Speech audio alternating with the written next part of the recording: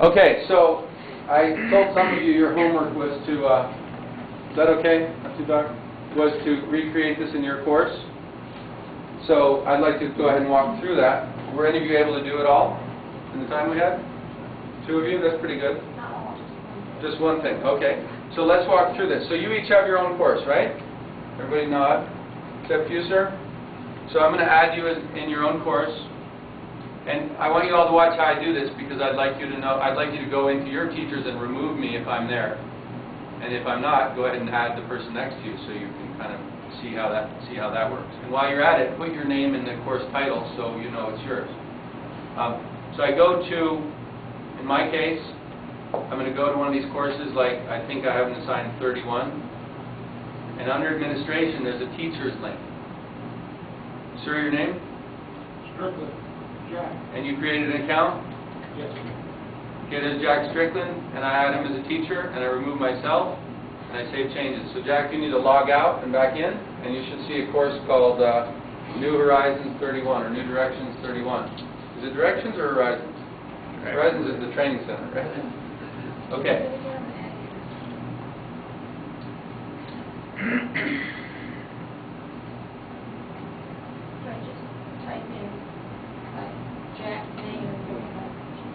Yep, so you do a search on it. So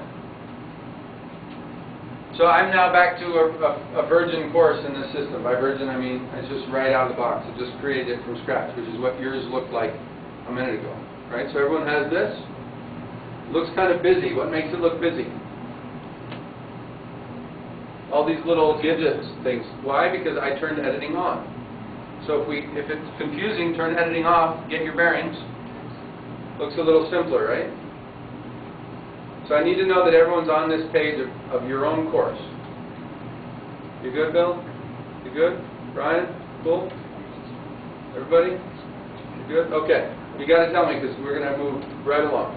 So this one looks the way out of the box. It has these blocks. You can adjust these blocks any way you want. So just for kicks, I'd like you to make it a 2-column layout. So you have blocks on the left, but not on the right. So the way we do that is we decide which blocks we want, we move them over here, and delete all the blocks from here. So if you want the recent activity block, move it to the left. If you don't want it, get rid of it. Why can't I get rid of it now? Right, editing is off. So we turn editing on, and I'm going to remove that one, and remove that one, and remove that one. And now when I turn editing off, I have a 2-column layout. So you need to know that you can do 1 column, 2 columns, or 3 columns. You almost always will have at least 2 because you need your administration block. And a couple of the others are good. Yeah. Okay? How do you add things back if you take it off? I'll observe. Supposing one of the things I always want is I want section links. And it's missing. So we turn editing on and automatically we get this block here. It's called blocks. Do you see it? And in the blocks are all the possible blocks to add, including custom blocks that your school may have developed or that you brought in. Blocks. You just turn editing on, and are you sure you're a teacher of that class?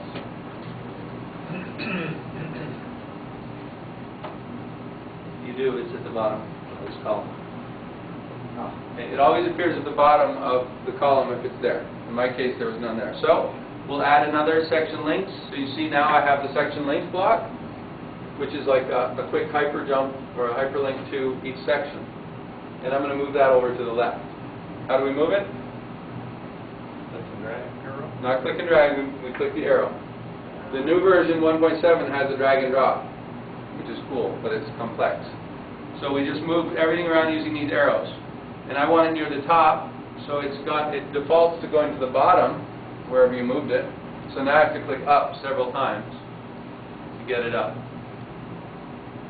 So all of the courses are listed over there on the right in the ad, but you can move them either left or right and set them back on. Or if you don't want, this is my courses, so these are courses I'm enrolled in. Yours should only have 2 or 3. And then all the blocks are over on the right. You can put them anywhere you want. Just think about it, it's like I gave you a bunch of construction paper, and you can put one here and one here and one here, and you want to move them around. There's no ad over on the left, all the ads are... Correct. but the beauty of it is you do this once when you set up your course at the beginning of the semester, and you don't typically change it again.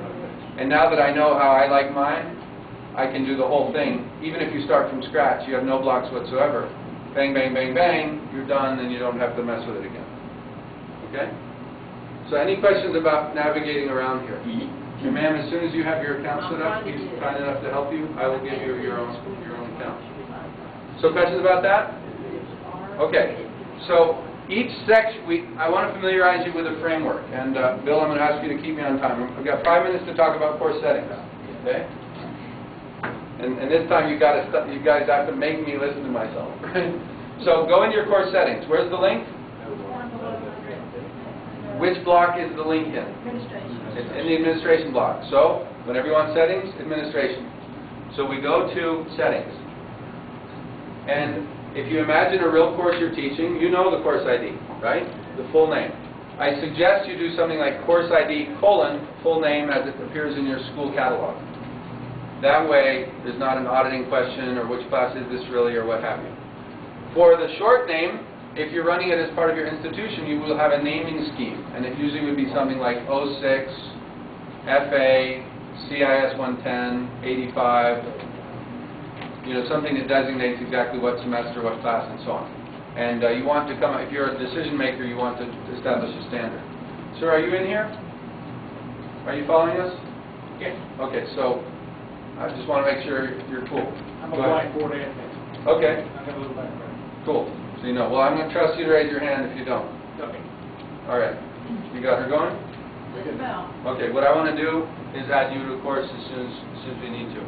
So, I called mine Moodle Friday Student Box, but give yours something, preferably with your name in it, so that we know. So I'll put DI. The short name is more like 8 characters, so that's almost like a database primary key. So for this class, it doesn't matter. You just want something that won't conflict. So I take whatever name I gave it and just put the acronym of it. And the summary, I would suggest you pull that from your college catalog.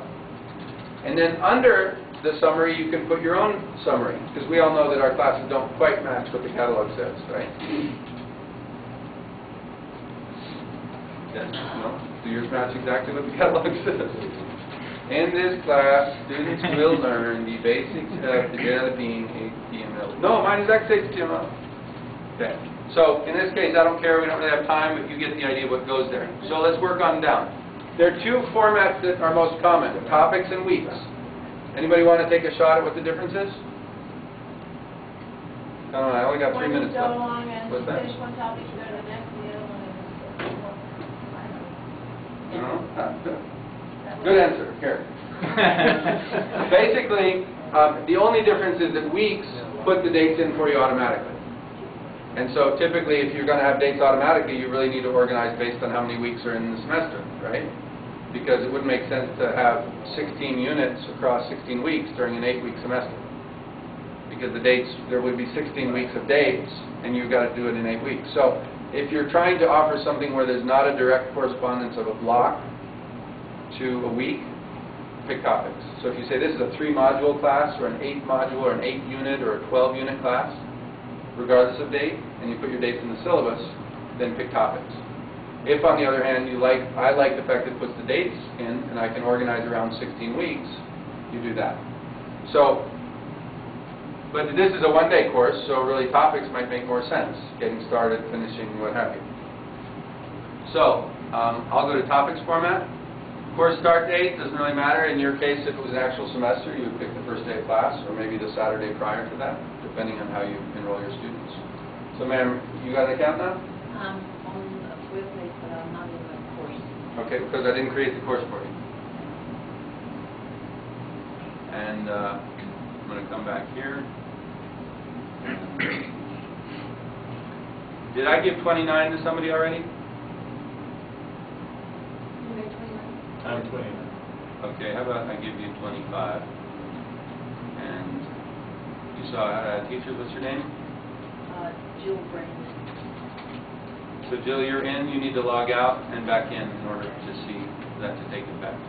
Okay, so we're moving on down to the settings. News items, don't worry about that. Show grades, sure, we want grades. Show activity reports, don't care about it. Maximum upload size, that's kind of the default for the course. Typically, you don't want to allow big files, but you can set that each time it comes up. So you might one day want 64 megs and it hasn't allowed it. So we'll leave that as is. Two other quick settings, Bill tapped his watch. We need to show how many blocks. So you decide how many topics you want. For now, I suggest you go with something like 3 or 5 or 10. In a class, use however many units you want to organize around. Okay?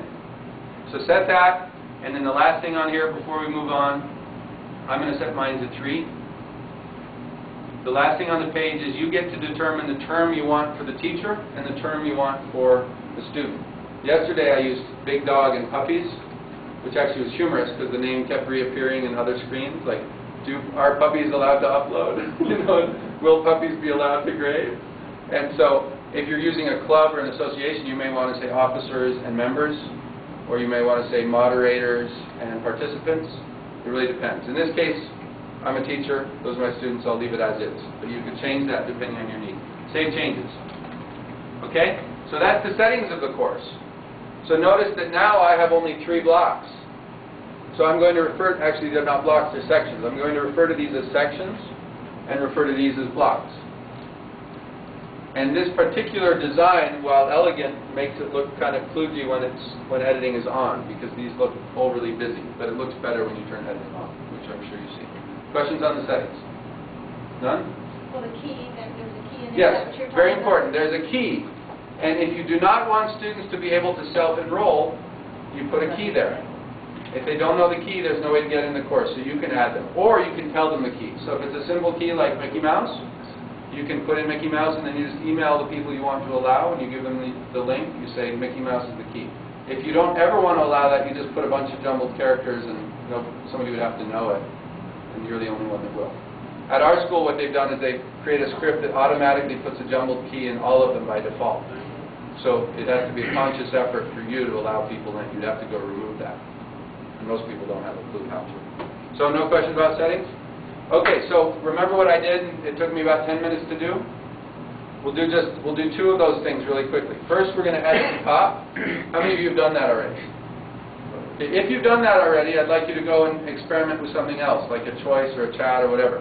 For those who haven't, each of these sections has a default label. So we're going to go to the label on the very top of the course, and we're going to type some kind of welcome message. So I'll type welcome, and I do uppercase. Welcome to Moodle's Friday Sandbox. If you know the course, you already have a course in mind that you want to teach, by all means do that, but keep it simple. And then under this drop-down, we want to pick header 1 to make it big. And that uses HTML to do it. And in the menu, I want to choose center here, to put it in the center. And finally, I'm going to highlight all the letters and pick this text item to give it a nice color. So pick a color of your choice. Are you good? You in? I haven't gotten to where you are right now. I'm sort of there, but not there. And as soon as you've got that done, save it and see if it looks good. Yeah, but see, how do I add the Settings. blocks? So save changes. But I didn't add any blocks. Well, you don't have blocks there. You set the number of blocks there. Yeah, I think there's a number. Okay, so you have probably 10. So we're in, you had it right there. Okay, everyone good? So now you say, oh, we forgot a picture. Let's go add a picture. So do I want the picture before or after my text? Before. So in front of the W, click. Now we click the picture icon, and we are taken to the file management area of this course. What's wrong? No pictures. I got no pictures. Where does every Windows box have pictures? My pictures. Right, so where do we go to get there? Real quick. We go to Browse. And then where? My pictures. My Documents, My Pictures, Sample Pictures. And pick one of these. Normally these are not good pictures to use because they're so big. And I'm trusting we're zipping right along, so you got to raise your hand if you're stuck. And either I or your neighbor will help you. Cool? You have to say cool. Cool. Okay. So I say get it, you say got it, I say good. Get it? Cool. Got it. Good. No? Then we just have to. So once you get here, click Upload, and then click on your file. And this is what you're going to see. Of course, your picture may be different. But it will automatically put the link to that picture up there. Get it? Good. Okay. We have to provide an alternate text because Moodle forces you to be compliant with the disability requirements. So we type pretty picture or whatever. And OK. And we end up with this. What's the problem? So shrink it down. Just drag your handles a little bit, and keep going until it's more moderate. And I would say make it as wide as your screen and about 3/4 of an inch high. And be sure to hit the carriage return after it so that your text is on a different line. And save that. And you should end up with something along these lines. That's actually not a bad banner when you squish it. You good, Brian? William? What's your name, sir? William. William. Got it. Sir? Jack. You're good? We got 2 Jacks, 2 Williams. Cool. Unusual. Then I got Bill and Robert and Sarah. You're good? And Jill? I'm out there. Okay, cool. Okay, now, all that was a label. And Moodle allows you to put a label anywhere you want, which means basically you can put any web page stuff anywhere you want. So if you know a lot of HTML, let's go ahead and add a label really quick. Go down to your second section. And under Add a Resource, choose the drop-down and pick Insert a Label. And you get the exact same page that we were just looking at. Right? So now here, just say Getting Started. Make it uppercase, colon, and red.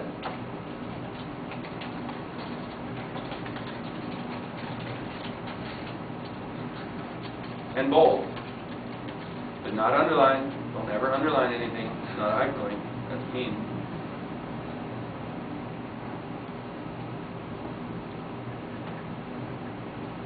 And while you're at it, now go edit the label for Section 1 and call it Unit 1.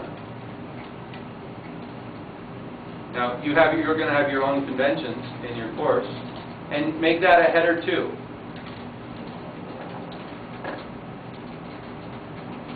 And pick a color that you would use throughout your course.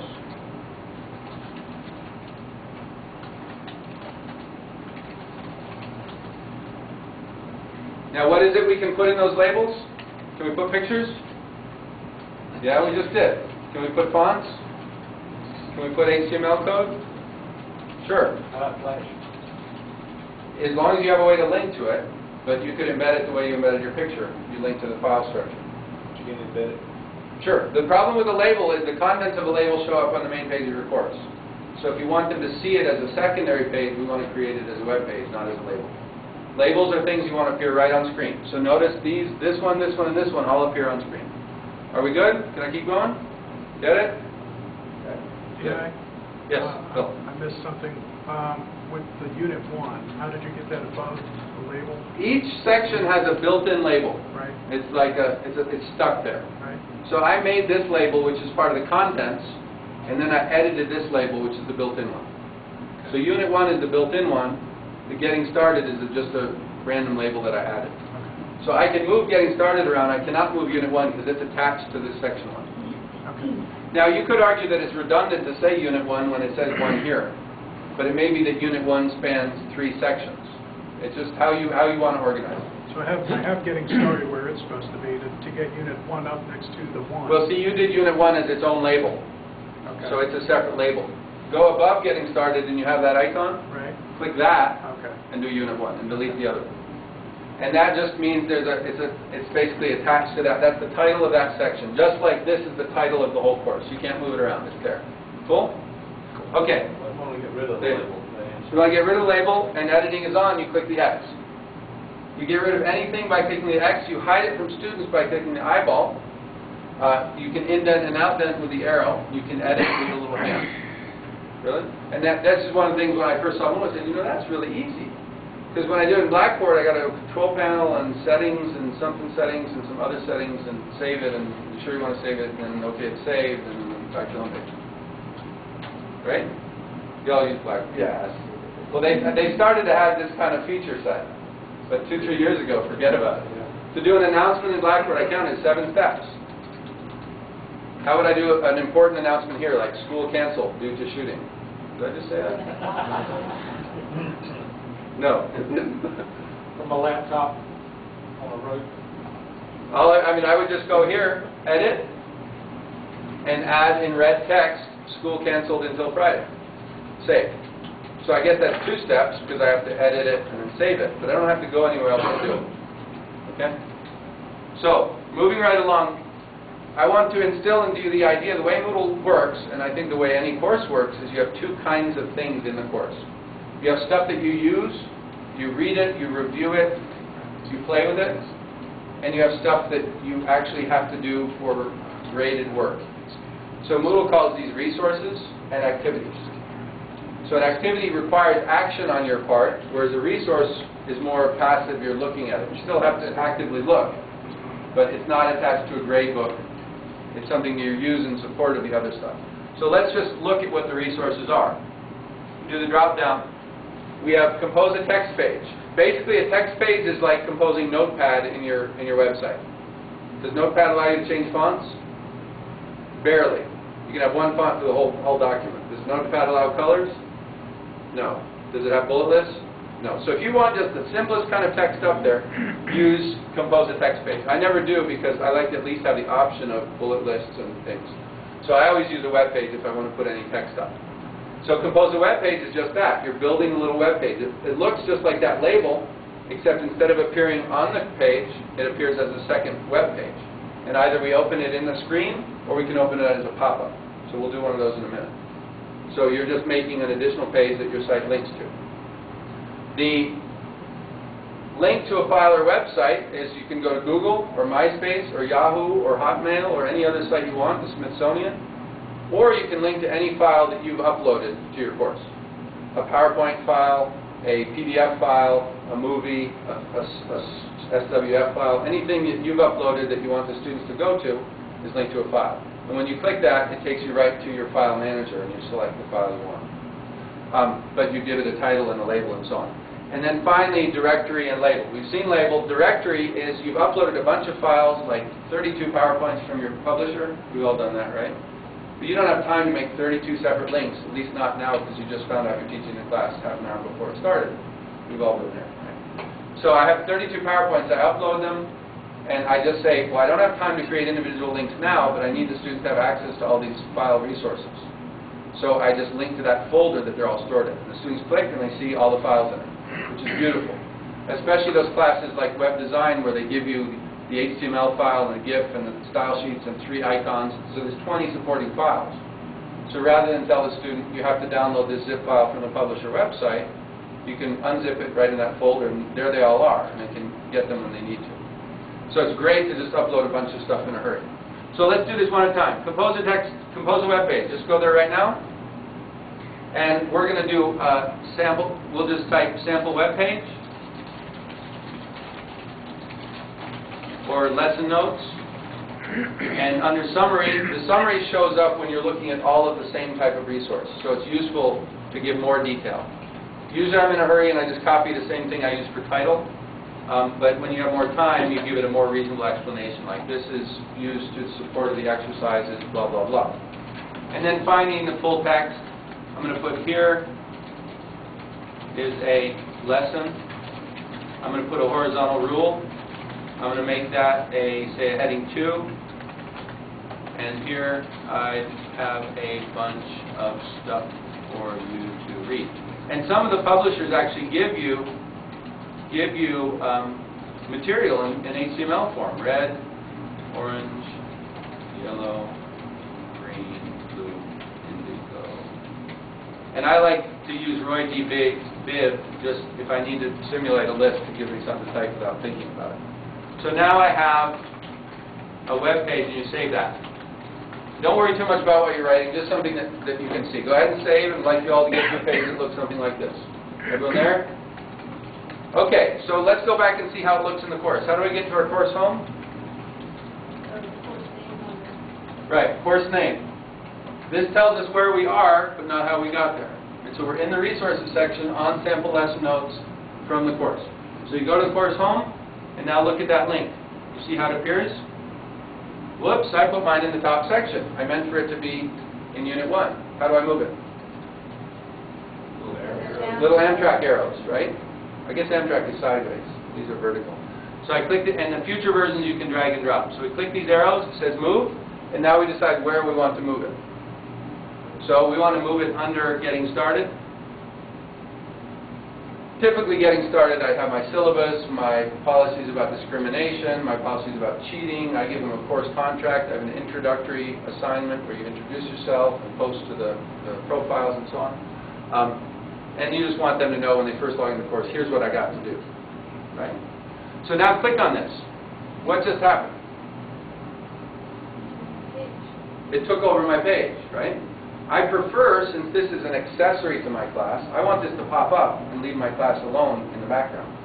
So that's a setting. How do we edit this from here? Update. Right. Update this resource. Click it. And there's this little setting that allows us to open it as a secondary window. If I see this, what do I have to do? I got to click this button and it shows my settings. So go ahead and click that if it's not already showing them, and it turns into this. So guess what I need to click? New window. In addition, if I'm opening a little pop-up, I don't want all that menu information. It's just overkill. But I do want to allow resizing because maybe I put too much text and they need to scroll through it. So I'll go ahead and leave the first two and uncheck everything else. I don't need links and menu bar and so on. And now I save that. And it's trying to pop it up to demo it. So I go to the home page, and now I click on it, and here's what it looks like. So you see it's a little bit different interface. So far, everyone I show this switches to doing it this way, because I like to think of this as a launch pad for my course, and all of the notes and things like that open up, you look at them, you close them. Your main page stays open. Yes, sir? And you require all your students either not to have a pop-up stopper or understand how it works to be able to shut it down. In my case, I teach web design, so that's a critical learning opportunity, as they say. What's interesting just now is the pop-up blockers typically apply to things that are scripted to happen automatically. They don't usually apply when you click a link that opens a secondary window. Well, here's the case. Did you see how it was blocked a minute ago? I didn't notice you blocked. Well, here, I'll show you again. I make a new web page, like so. Compose a web page, right? Blah, blah, blah. Now, I'm going to choose new window. And as soon as I hit Save Changes, it tries to show you what it's going to look like. And you'll see I get the message. So, it says, did you notice the information bar? The information bar alerts you when Internet Explorer blocks a pop-up window or file download. And so I have to go click the yellow thing up here to allow it. That does not occur when I click the link, because the link involves an active role by the user. When you click go to a web page like Google, or you go to MapQuest and you want to click for a list of zip codes, it's a pop-up window that gives you the zips. And the blockers typically know that that's the pop-up window you wanted, not one that was just comes up randomly in the background. No, I agree, but now you have the Google toolbar blocker, you have the Yahoo blocker, you have the built-in IE blocker and the built-in Firefox blocker. I don't have an easy answer for that. However, personally, I don't like losing my course to show a bullet list item. Now, the way Blackboard deals with it is frames has. But I'm in the web community, and the web community is really down on frames and has been for 7 years. So, it's just one of those things. They're hard for ADA, they're hard for JAWS to go through. There's a lot of reasons why frames are kind of cool and elegant, but for whatever reason, the whole world is turned against them. So, okay, so back to the course. So now you know how to open the secondary window. We've composed a web page. Let's go to the next thing really quickly. Let's go to link to a file or website. Somebody name a website that's worthwhile to go to for educators? Google.com. Well, Google's probably up in the toolbar. I guess not. Okay, name. So, Google. I'll put a couple exclamation points. Summary. The go-to site for searching. And lots of other stuff. Don't worry about typos, it's not. So what's the URL for Google? Pretty easy. So notice if we know the URL already, we don't have to do anything, we just type it in. But if we didn't know, we might want to search for a web page and it'll pop up. Google. Jill, you're cringing. What's going on? I'm there. I'm Okay, with you I got got it. that look like I'm I'm going to bust somebody's chops. No. Okay, do we want it in the same window or a new window? Do it. I would say, especially an external site, I prefer a new window because I want to keep my site there. And often you go off and they go off on some search and they don't even remember where their course was anymore without hitting the back button a bunch of times. However, you can check put resource in a frame to keep site navigation visible, which is the way Blackboard handles it, right? So that's an option if you want to keep your stuff at the top. But when I develop my websites, I kick it out of frames. So there's a good chance you go to some external site, it'll kick out of a frame even if you put it in a frame. Just depends on the site. So I'll do it as a new window. Or actually, I'll do it as a frame just so you can see how that works. We save the changes, and now it's going to look like this. So we got Google opening up within our course. Cool? So you've seen two different ways of doing that. There are actually many permutations based on the items you check. Questions?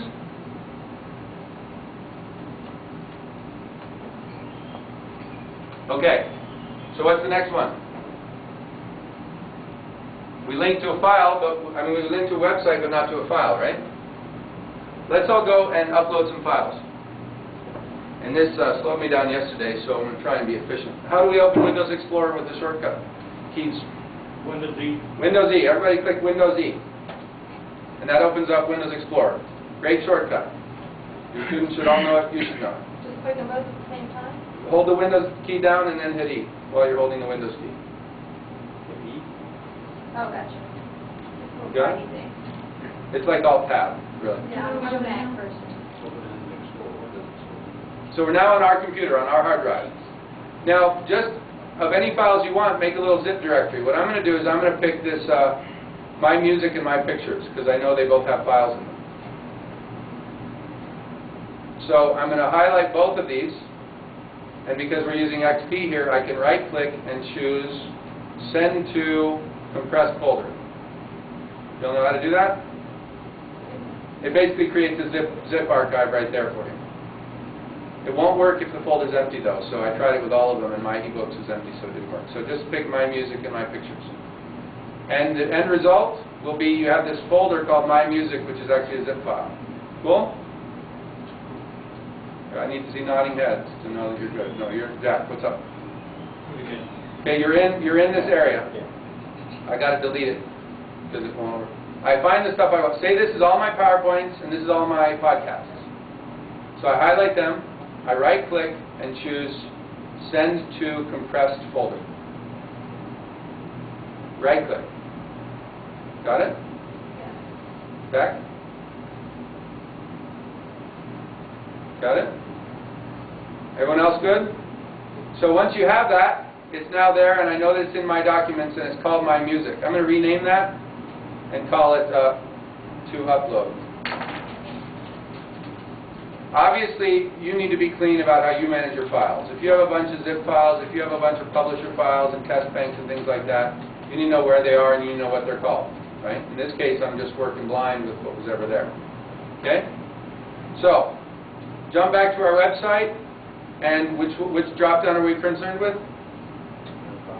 Add a link to a file or website. So we go to link to file or website, and name will say, actually, good point, I'm glad you said that. When you want to link to a file, typically the assumption is the file is already there. In this case, we haven't uploaded anything yet. So it's going to take us to this option to upload, but I want to upload and unzip. So you want to think of file management as a two-step process. The first step is always get your files onto the server. Then you can worry about linking to them or doing something. So we're going to go back to the home page and manage our files first. How do we do that? Not settings, but close. All the way down here under Files. administration, you have files. So go there. And this is the Moodle File Manager. It's actually referring to the same files as when you added the image, but it looks a little different. So what do you think we click? Upload. What do you think we do now? Browse. Find our sample, which I called what? To upload. And of course, I can't find them because they always hide them somewhere. Okay, and upload this file. Mine was in I clicked My Documents. said upload this one. Yep. Now I have the zip file here. What do you think I do with it? Unzip it. Check this out. It quickly unzip that stuff. Of course, you see the problem with these file names? It just uploaded all the shortcuts. Because when you're viewing them, and depending on how NT is configured with users, but they're there regardless. So now we have a My Pictures folder, and we have a My Music folder. There's an unzip link to the right. But had we had the right files and not the shortcuts, the files would not be there, and we just linked to them. I got an error, but I'm not worried about it. What was your error? Well, Okay, well, I'll look at that later. Basically, I use this a lot, and I presented this in places where people are so used to having a hard time getting their files up. If you have a lot of files organized for classes, it's fantastic. You zip them, you upload them, you unzip them, and the same file structure you had on your hard drive, presentations, unit lessons, labs, workshops, pictures, is all recreated on Moodle, which is beautiful. Okay? Now we go back to the home page, and we want to link to a file. So we say link to a picture. And now I pick choose or upload, and this takes me back to my file manager, which you recognize because we were just there. And what I do is I find what I want and I click the choose button, choose link. Okay? Jack? Got it? I didn't, that's Sarah? what is Jack. You go to Files, Link to a file, click the button, takes you here, you click Choose next to the file you want. And again, we have the same setting. Do you want to open it in a new window or hide them? So in this case, I'll open it in a new window, again without those menu bars, and save the changes. So go back to your home page and test this.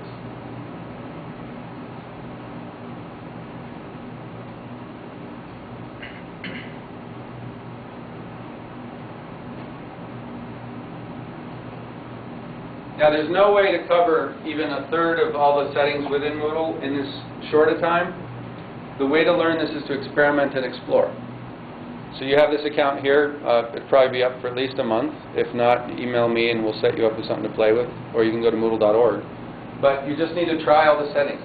The only way to break anything in Moodle is to click that X and it says, are you sure you want to delete? And you say yes. So otherwise, I mean, you can move stuff around. It's sometimes possible to kind of lose stuff depending that managing the test banks is a little tricky. But you can't really break anything with all of this. You might get confused, but you're not going to damage anything. So the key is to explore and do what you want your students to do when they're doing a research project. Have them go look around and say, okay, I realize it. So when it says open up in a new window, you kind of know what that means intuitively. You don't really know until you've tried it. Or maybe you won't run into the pop-up blocker thing, you know, until somebody points out that they can't see those notes, right? So everyone at this point? So we link to a file, and in this case, I have this picture opening up as a second window. And I could see in an art class, this would be kind of neat. We could list the thing you're supposed to talk about that day. They open it, they look at it, they go back, do their notes. Or you could have it open in a frame. Either way. So now let's link to a directory. See, it says display a directory. We'll go ahead and link to one of those directories that we unzipped. You see the interface is almost identical, except when we pick the directory, it's a drop-down, and it just shows all of the directories that happen to be in our file area. So self-explanatory. You should be able to figure out what to do. So I'm going to just type all picture files. The stuff I uploaded. And in the drop-down, I just have the My Pictures folder, and then Save Changes. And this is what it looks like when the student clicks on it. Obviously, I didn't want INI and LNK, but you get the idea, I hope. You get the idea, Bill? Cool. Robert? Yes. Everybody else? William? Jack? Okay. Can I keep moving, or are you guys catching up? William, you good? Everyone's got these weird facial expressions. I just can't figure it out. I mean, somebody like, I don't know if someone's going to go postal on me or what. Okay, so now those are all resources, and you've seen labels. So remember, courses are made up of what? Resources and Blocks. activities. Okay? The layout is made up of blocks and sections. Now, that's just the terms that we're using in this case. You can call them whatever you want, but when you fill it in with your course content, a lot of you have been through instructional development training or have pedagogical backgrounds or whatever it is, but there are things that people need to look at and review and observe and so on, and there are things that they need to go do to get their grade. Now, it would be nice if we didn't have to worry about grades, but we do. And so these things under activities, most of them are gradable. And by that I mean when you do them, you give a grade and the grade shows up in the grade book. And the reason you need to know that is that the name you give it will also be the name in the grade book. And so when you say first introductory assignment, that's how wide the column of your grade book is, which is also a problem in Blackboard. And you end up with these mile-long grade books. Now, one way to alleviate that is in Moodle we separate categories. So I have a category called labs, a category called quizzes, a category called final, a category called participation and extra credit. And so those are sub-grade books. You click on them and you only see those. But even so, if you have 20 chapters, 20 quizzes, you don't really want to say Chapter 1 quiz, Chapter 2 quiz. First of all, they'll know a quiz just by the icon, and you can put the letter Q in it, maybe. And you don't need to say chapter, so I end up doing something like PQ2, which is Pre-Assessment Quiz Chapter 2. And I tell them at the very beginning, here's the naming convention I use. And that way I use like 3 or 4 characters for each. And I use that throughout. So an A is an activity, a Q is a quiz, L is a lab, OL would be optional lab. You know, you just come up with a standard for your class and you let people know. For resources it doesn't matter because they only appear in your main page. Okay? So, the most important tools so far I've found as a teacher are your forums, your assignments, and your quizzes. All of the rest is great, but it's gravy. So these are all additional things you can do. Wikis are beautiful, workshops are great, the book module is fantastic, the choice is really neat for things like elections or deciding how you want to make up a class or whether they're comfortable with the pace or what have you. There's the questionnaire module, which is optional, is really useful. It lets you do a survey in a class. Can you also use that for elections, Michelle, the questionnaire module? For elections? Yeah. Could you do like class elections or club elections? I suppose you could. The choice would be a big bet, though. Okay. So lots of options, and I've used those when we organize our conferences. We got a quick email. She said, we need to know if we should put $1,000 down on this conference center, and we got to know like tomorrow morning. So I just went up there, made the choice, put an announcement to everybody. We need to vote on this because we need a quorum because we're giving money to it for the conference. And you just kept refreshing the rest of the night, and when we got to 9 people, which was a quorum, we wrote the check. So that's pretty neat to be able to do that online, because normally that requires like a bunch of emails back and forth. Okay, Bill said it was cool. Okay, you know, collecting your emails, jotting them on a post-it note. Who wants that? And you can do it anonymously or see the names. So we'll say something like, do we want to meet on the beach this time, or do we want to meet inland? And you get these 2 columns of votes. Or can you share a room with somebody? Yes, no. Okay. So we're going to go right into assignment. And you saw me do an assignment really quick before lunch. Assignments are anything that the student needs to do either outside of the Moodle site, like a class presentation, or an art show, or volunteering at the soup kitchen.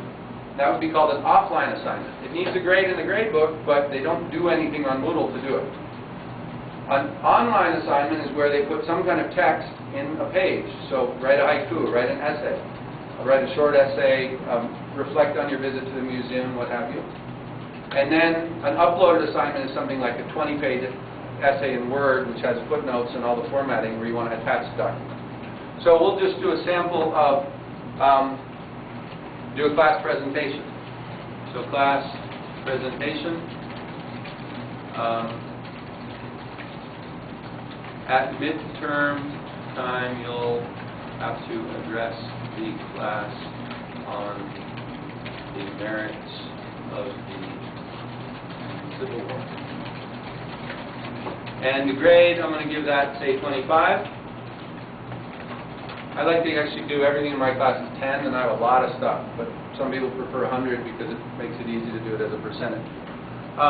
Available, I don't really care because when they do a class presentation, I'll go put in my grades, so they're not turning anything in. If they were turning it in, I might want a due date.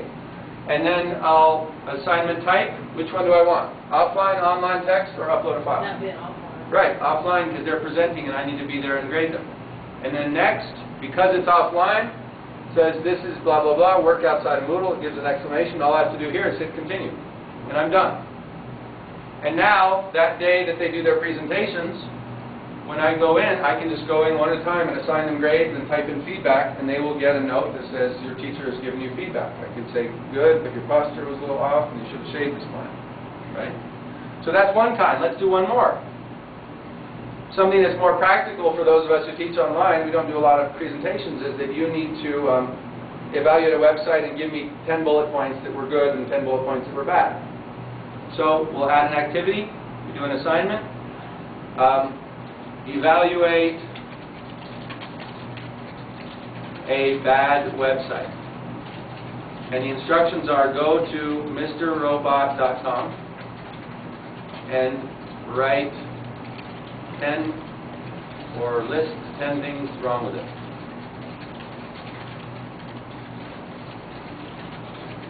As bullets. The grade, in this case, I'll put 10. So 1 point per item, right? Easy to grade. And due dates, I don't have due dates in my class, but a lot of teachers prefer them. So maybe you want to give them the next week to do it. So we'll start it yesterday. So it defaults to right now, right? So I'll start it the 19th of October, and it defaults to a week from now, so I'll leave it that way. So it goes from yesterday to a week from now, right?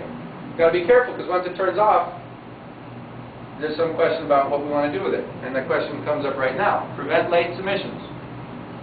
It can be late, but you can still allow them to turn it in. And that saves you the trouble of all those people, please, professor, I want it. You know, you don't have to go back and reset it. But you can still see the date, and so you can say, look, it was due there, and it said it was due there, so I'm not going to bother grading those. But then you have the option. If you say no, they just can't even turn it in. So that's up to you. So in this case, I want them to do online text. So they're going to type the stuff there. Oh, and by the way, you know, I want to make it helpful for them, so I'm going to actually type http://www.mrrobot.com. And if you're using Internet Explorer, as soon as you hit enter, it becomes a hyperlink. If you're using Firefox, you need to make it a hyperlink, and you can do that with the hyperlink tool. So this is like any WYSIWYG editor you've seen, including spell check and that sort of stuff. And if you're a big geek and you want to go to HTML, you can click the HTML tag and type it all in HTML. There's also a cool way to swipe HTML. You know, you can type it with a WYSIWYG editor and then copy the HTML into your HTML homework for the other class. I don't know if the students have picked that up yet. Okay, now I save it. So I go to next. In this case, because we picked a different setting, the second page has some different options. Do you want to allow resubmits? If I give them 8 points and say, you know, you only gave me 8 and I wanted 10, maybe I want them to be able to redo it. If so, allow resubmitting. Some teachers say, that's it. You didn't pay attention. You get your 8 points. Don't allow it. If they can resubmit, it will say, edit my submission. Do you want an email alert when they submit? In my case, I set up Outlook rules, so all this stuff goes into a to be graded folder, which then lets me know how much I'm missing, so I do that. But some people feel flooded by emails, you know, I'm going to log in and check myself. I prefer to get the email. And comment in line.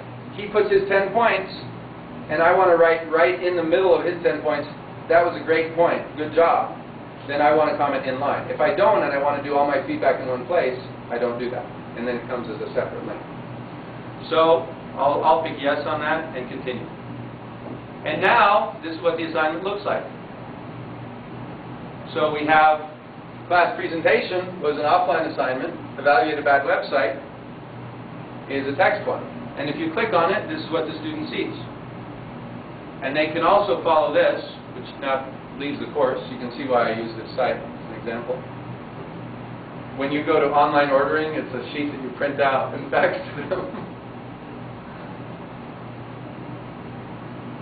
Okay, now notice we have 2 assignments, right? So there's a block over here called activities. It originally was empty, but now because we have assignments, it has an assignments link. And I like to put this in the upper left to kind of mimic Blackboard, which has all the buttons on the left. And Blackboard always used to have the button for course documents and the button for exams or quizzes and the button for assignments. So I say, well, if you're used to that, you're going to look here and see, oh, there's an assignment I have. But normally you go here to see what you need to do. And students greatly prefer that because this is this week or this is this unit and here's the stuff I need to do and I don't need to go on an exploratory treasure hunt to find out what the teacher wanted me to do that week. So, any questions about an assignment? There was one other setting we didn't do, which was upload a file. It's very similar. You just, instead of being able to type text in there, you grab the essay you wrote and upload. The question comes up, if somebody has to write a 10-page paper, should they do it as an inline text or upload? I would say anything over a page or two is probably an upload. However, are you going to tell them to use Word or WordPerfect or OpenDoc or RTF or whatever? So that's the decision you make. If it's something that's going to require some time, like even to Mr. Robot, I would say suggest to them that they do it in any text editor, and then when they're ready to post it, just copy and paste. Because you know how it is with a web page. You know, maybe the power goes out, you lose your DSL connection, or if somebody unplugs the modem, and you've typed it and you hit submit, and bye-bye. So far we found this to be very stable, but the very first year I used Moodle, there were some timeout issues that kept coming up because of some setting. And so people would type these big, long responses at 2 in the morning, and you hit submit, and it was gone. Now, we're done with that, but it was scary when it was happening. And had they not resolved that, we could never have used Moodle. But things like that happen with web pages, as you know. And I'm sure you run into it when you try and write your congressman on the whitehouse.org site. Somehow, if you write anything critical of the government, this file's just lost. Error. Okay, so what's next? We've done forums and we've done assignments. So of the meat and potatoes of these online courses, that's 2 of them. And the forums can be graded. So whenever I have something that I want students to share with each other but I want to grade, I do it as a forum. For example, go find 3 websites on design and find 3 useful tips from each one and post that as a nested bullet list of 3 and 3. So 3 sites and each one has 3 items. And read the ones that have been done before you and don't duplicate any of them. So it's forcing them to read the others, or I may make it a peer review where they can grade each other's work, because those are all settings in the forum. And then it averages out the scores. Okay? So now the final one is quiz, and all these, like I said, all these others are useful, but we just don't have time for them. So the quiz will say Moodle Basics. And again, I don't need to put quiz in the title because it's already a quiz by this icon, which is a check mark. Do you know anything about Moodle? So you have start and stop dates. Because I keep reusing my courses and want them available the whole time, I'll put the start date as 2005 and the end date as 2020 and not worry about it. But I have a lot of teachers who really want, no, that Friday and Saturday you better take that test or else. So they'll go and put it. Now me, I'm prone to make errors on those kind of screens. So students will be calling me and the test turned off because I had it set for 2007 and so on and so forth. But that's really a teaching decision that you make. There's some evidence that having due dates and things helps keep students motivated. Whereas I'm kind of thinking college, you know, you motivate yourself. But I'm also a softie. So. Time limit. You want a time limit on your test? In this case, let's just do 5. Useful for quizzes. I'm a firm believer that drill helps a lot. So if you have a list of 200 terminology terms, run a quiz that just randomly selects a term and make them take them, you know, unlimited times, but each one is limited to maybe 20 seconds per question. Either you know it or you don't. Bang, bang, bang, bang. There's just a lot of different ways to jug all these settings to do some very interesting things from a teaching standpoint. There are schools that actually will have little MP3 files of words that are on the spelling list. So they listen, they have a headset, and they play the MP3 of the word, and the quiz is how to spell it. So it says dog, and they type D-A-W-G. And then it marks it there because you can test short answers. But who would have thought of doing that? Now imagine in 3rd grade, the teacher does that, and I heard the story. Was it you who told me that, Michelle? Michelle has a story. It's like 3 tests every Friday for every student in class? Yeah, 3 tests for the class. She had them grouped by ability. Okay. So 3 different spelling tests she was giving every Friday. There you go. I have 5 kids. I think it's brilliant.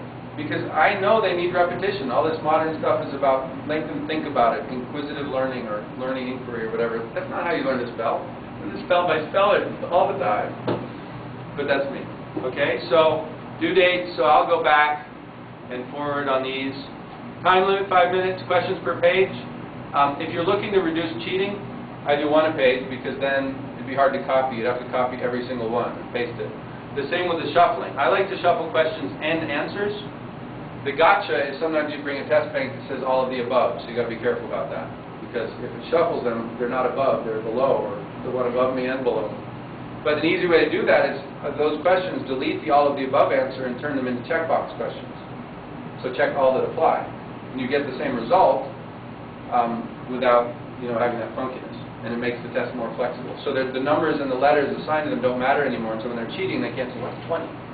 Like they can't even say, what's the one about HTML markup? Because B is not a possible answer. It has to be, well, it says that you have to close. And by then they've learned the topic, which is all I care about.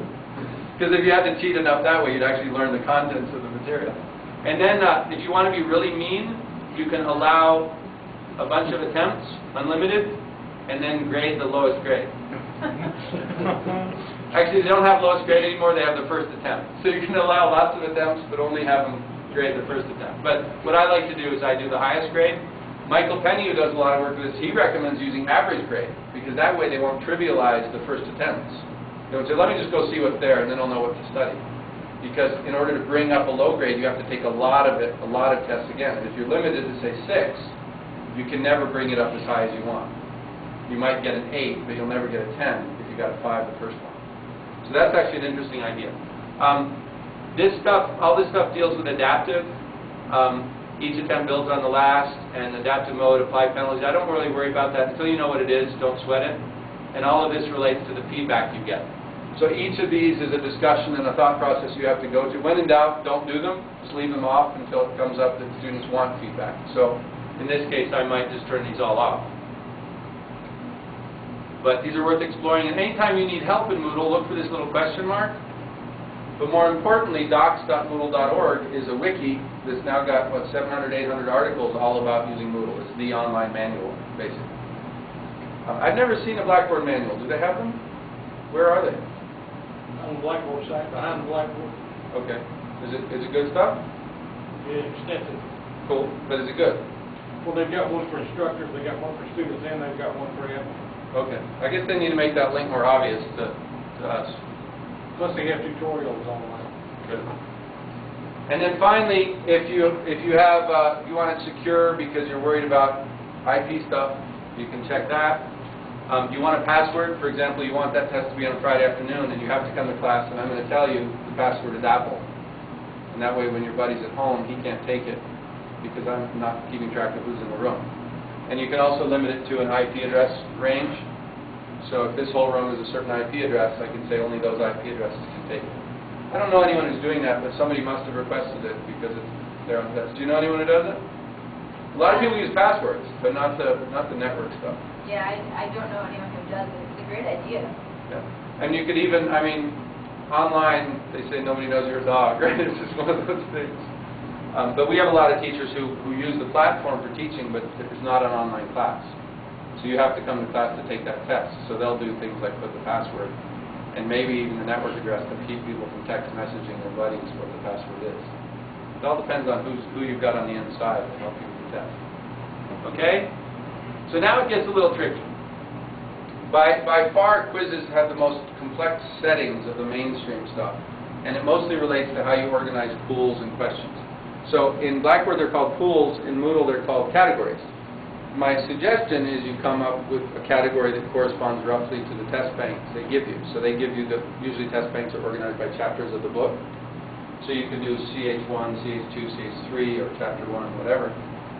But then you might also have things that you've made up yourself that relate to chapter 3. Or you may want to have your own naming designation. Whatever you do, it pays to invest a little thought process early on in how you want to name things. Just like naming a database or variables when you're writing code. Okay? So in this case, we go to a default because that's the only category. If you want to edit categories, you go in here and you can add as many as you want. So one of the first things I'll do in a course is I have, say, 10 chapters I want to cover. I'll just go and write CH1, Chapter 1 category, CH2, Chapter 2, and so on and so forth. But sometimes it gets complicated because you have a final, you have pre-assessment questions, you have post-assessment questions, and so on. Really how you want to manage it. But you've got to organize them, think of them as putting them in buckets of questions. Okay? So, but I'm going to go back. So I'm in this area, and the test, I'm in the editing the quiz. It's still waiting. Well, what questions do you want on the quiz? Right? Well, I don't have any questions. The most common way of doing this is to upload questions, and you can upload Blackboard files, WebCT files, or my favorite, which is GIFT. Anyone here use Respondus? You heard of it? Basically, if you go into any of these tools, Moodle, Blackboard, WebCT, creating tests in high volume is tedious. And we're going to do one of those now. You want a question that says, for example, what city is Blue Ridge Community College located in? And the answer is Hendersonville. So it is Hendersonville. Right? That's where we are. Flat Rock. Flat Rock. Okay, Flat Rock. So you could do that as a short answer, where it looks for FLAT space ROCK, or you could do it as a multiple choice, which is Flat Rock, Hendersonville, Asheville, Charlotte, or you could do it as a check all that apply. Flat Rock near Hendersonville is two of the possible options, or you could do it as, you know, matching. There's so many different question types, but it's tedious to do those, especially when you do feedback for each one and grades for each one. So there's formats you can use to upload them in mass. So I'll show you the formats, but then we'll make some manually. Right here, there's the option import questions from file, and it defaults to the GIFT format, because that seems to be the most popular in the Moodle community. And we click on the question mark, and that gives us the examples. And I do know that I'm out of time now, so if you got to go, you got to go. Thank you. Appreciate it. And by the way, before I forget, I'm supposed to give you all these evaluation forms. You could give them one at the front desk. It's easy. So that's digital media. What's this? This is one of you guys, right?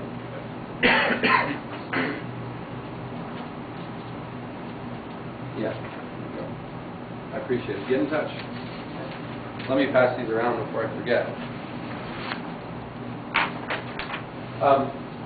So basically, if you have to leave, I completely understand. I tend to go over a lot, and you can stay as long as you want as well. But this is the GIFT format. You basically have question, followed by curly brace, followed by answers, closing curly brace. And the wrong answers have a tilde, and the right answers have an equal.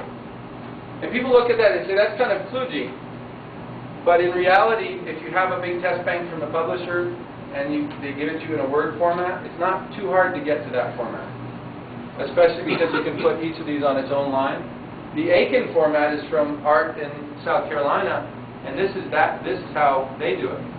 If you prefer to organize your questions this way, you can use the Aiken format. And that looks more familiar, but it's actually a little more work depending on how your test banks come in. And then you can upload from, I think it's Diploma, and tools like ExamView can export to Word. So there's a lot of that stuff going on. Once you do it a few times, it becomes old hat. If it's a short quiz, 5 questions, you may just want to create them manually. Okay? You're laughing. Well, one question I was going to ask you, usually fill in the blank in Blackboard. If it can be written several ways, like capitalized, not capitalized. Right, exactly. Written together, separated, or whatever, you have to put in every single option. Exactly. Moodle the same way? Well, it's the same, except there is a wild card. So if the answer is Windows Server 2000, you could theoretically just put Windows with a star after it, but then they could type Microsoft Windows. You know, so you could put a star on both sides, and then anything with the word Windows in it would do it. But they could put Windows 98, which would technically be wrong. So no easy answer. It's like, who was the civil rights leader who was assassinated? Well, do you mean Martin Luther King or Malcolm X? Well, the one who starts with M. No, wait, that doesn't work. You know? But if you meant Martin Luther King, would it be Martin or Luther or King or Martin King or Martin Luther King or full name in parentheses? The wild card is very useful though when you get into things like it's pretty sure, like in Java, is it runtime, run dash time, or run space time, or run time? And what I do is I put time with a star in front of it. You know, and then there's no other words that I can think of that compile time, I guess they could write. Then you get into the capitalization problem. Yeah. Now Moodle has a checkbox that says ignore case, which is convenient. So that's those. So you would want to experiment with this, and this does frustrate people, but you have to do it a little bit, and then it kind of sinks in. So I'm going to go back and we'll just create 1 or 2 questions by ourselves. I'm going to go back to the editing quiz, and then I will dismiss you all unless you have questions. So I'm going to choose create a new question, and let's do let's do short answer.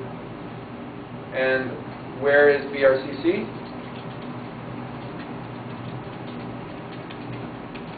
Or what city? Is it a city or town? A village.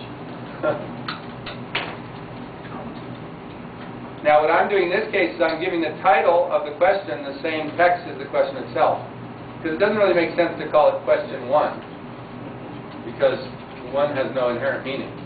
I could call it chapter 7A, chapter 7B, and so on. And so I'll just repeat the question here. And I'm going to put a stack of business cards here. I encourage you to take one. It's got email and cell number, and if you're at all interested in hosting and professional Moodle services, Michelle's your guy, or gal. Thanks. Appreciate you coming. Jack, which school are you with? Southeastern. Southeastern. You must be in the southeast. That's a good drive, isn't it? You hitting the road? Sure. All right. Enjoy it. Drive safely. And so here I could attach an image to it. In this case, I'm just going to put flat rock. And case is unimportant is the default. But if you're teaching a composition class where they really need to learn the difference between proper names or proper nouns and what's the opposite of a proper noun? Improper. Improper nouns. What are the improper nouns? So flat rock, and it's worth 100%. Now, I could put Hendersonville. Is that nearby? And I'm going to give that 50%, because it seems like there are all these signs for Hendersonville all around there. And then I'll put Charlotte, and that'll be none. And we save this. So now we have one question. And it was a fill in the blank, or what they call a short answer. There's a new format that doesn't exist on this server yet, but it's in the new version, which is basically a short essay. And that requires you as a teacher to come back and grade them. So they don't get instant gratification, but it's necessary to include that type because we want short essay. So let's do one more. We'll do a multiple choice. So question name, what is the proper spelling of Moodle's founder's name?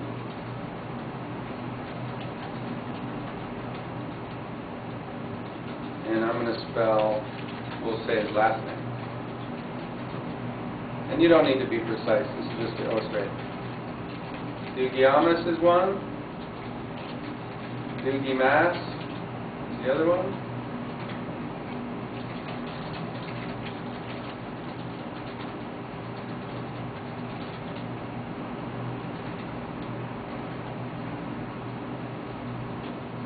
So I give the correct one 100%. You see how you can do partial grading? So you could have the most correct and the least correct and give them all points in between. Or if you want them to select 2, I'll do multiple answers allowed. Up here I'll choose multiple. And I'm going to pick Martin. Right there. So Martin's 100%. But you can see you get into trouble because theoretically they could get 200% on this, right? So there are lots of different options, and you just need to be up on your math. The positive grades you have chosen do not add up to 100%. Instead, they add up to 200% if you want. So it does kind of check for you. So maybe I want to only allow one answer, but I want 2 to be correct. Okay? So I'll go back and fix it, or I'll leave it like that. And now I add these to the quiz. And this is easy. I just click the little arrows next to them. Or if there's a bunch of them, I can check them and choose Add to Quiz. And now we're done. We do save grades, and we're done with that quiz. It's not quite intuitive here because now we need to go back to the home page. You expect it to take you back, and it doesn't. So we go back to the home page, and it looks something like this. Where's my quiz? Once again, I misplaced it at the top, so I'll move it down. Now we test this by just clicking on it, but because we're teachers, it doesn't have a Take This Quiz Now, but it does have a Preview tab. So teachers can go look at reports and preview and edit the quiz all from these tabs. So the interface is a little confusing. There's a lot of options there. So let's go ahead and preview it. That's what the student would see. What town is it located in? I type Hendersonville.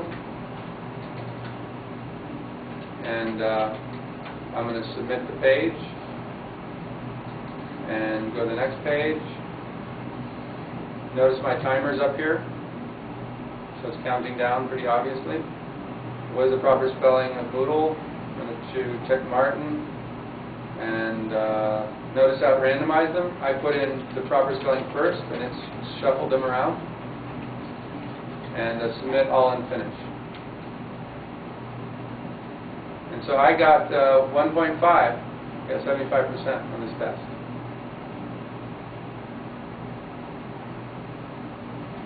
Okay? So this is just the sample platter. I mean, you've just gotten a taste of a little bit of chocolate here. But you just got the one with caramel, not the one with pecan and the one with, bourbon and so on. So you each got to reach in and grab a chocolate. Please grab some on your way out, too. But we're, I think, we're 15 minutes over now? Is that correct?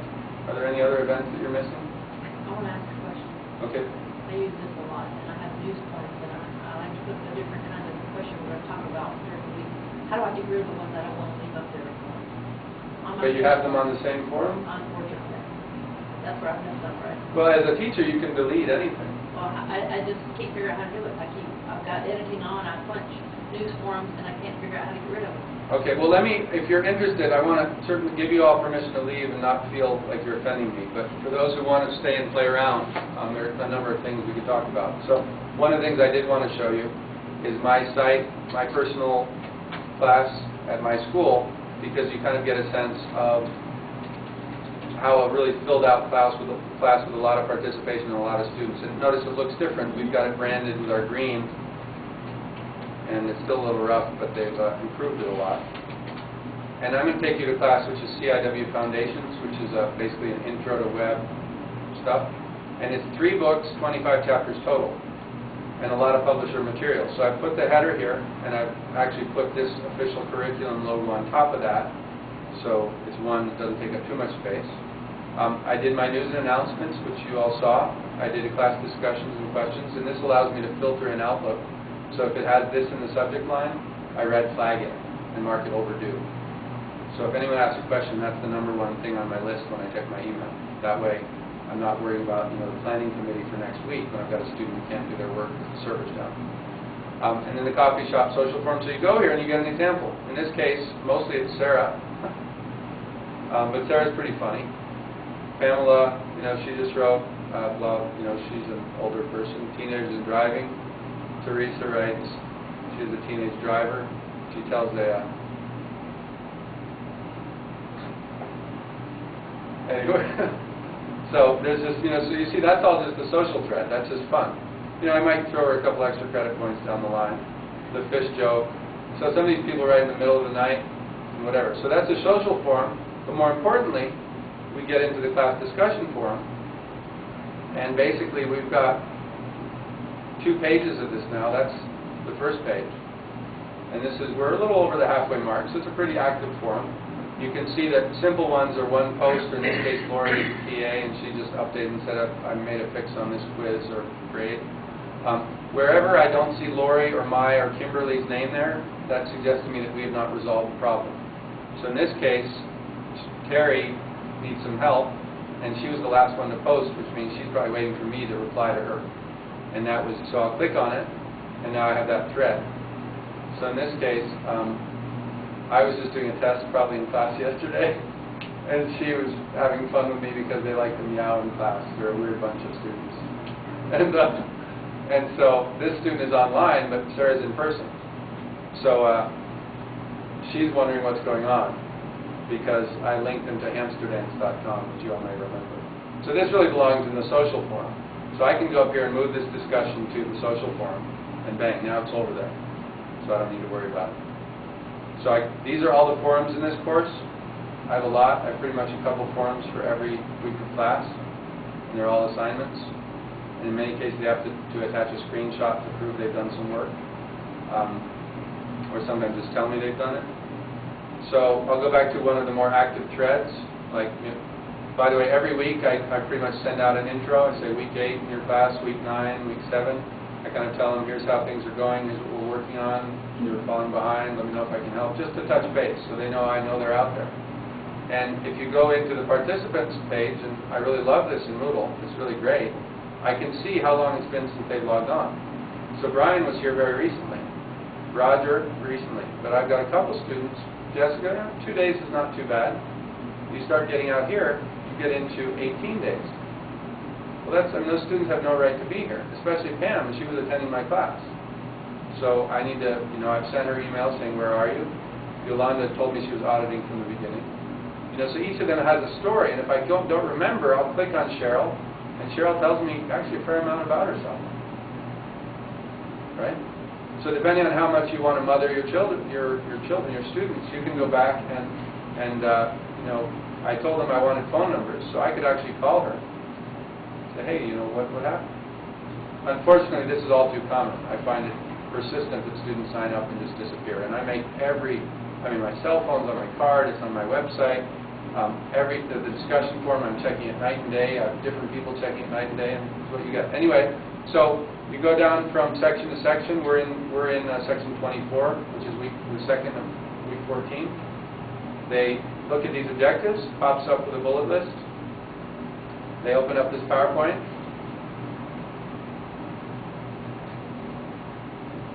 And in this case, it is Microsoft PowerPoint. And I used to think it was kind of silly to put slideshows out there like this, but students really like it, and they told me that in the feedback. I figure it can't hurt. I always thought it was just kind of fluff. Like, why would anyone want to look at a PowerPoint voluntarily? But they do. And then the notes, which the publisher gives me, which correspond almost directly to the chapter material.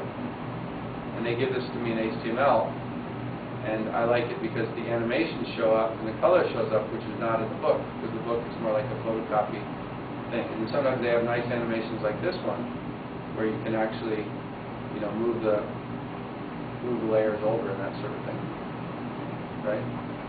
And those are flash files. So then each of these are activities they have to do. This is a pre-assessment quiz. This is a regular quiz. This is a review. This is a case study. This is an independent assignment, so I put X to mark that it's not from the publisher. And this is a lab. So you get the idea. And this is a very important indicator. This collapses or expands your section. So if I open it up, see it says show all topics. If I open it up, this is my course. Pretty big. But I don't really want to open it up. I want to look just at the section we're in now, so I can collapse it. Now not only will it load faster, but you don't have all that scrolling. And I can also see this is recent activity. This has a lot of people. So somebody updated this quiz. Robbie Toms did that assignment. These are new forum posts. Okay? So that's a course. So I'm pretty much done. There's so much more we could do, and I apologize for going so quickly. There's no way to do it slowly in this amount of time. Was it useful? Yes. Okay, I hope you guys will go home and use this. I hope you'll contact me on how to use it. I hope you'll contact Michelle on how to get your school to use it. I hope you'll call both of us to come do training at your schools. Whatever we can do, let us know. Okay? Thank you so much. Go ahead, William. Question, I'm hearing you say compare a lot of the features here to what Blackboard does. Right. And I can see that being a major issue.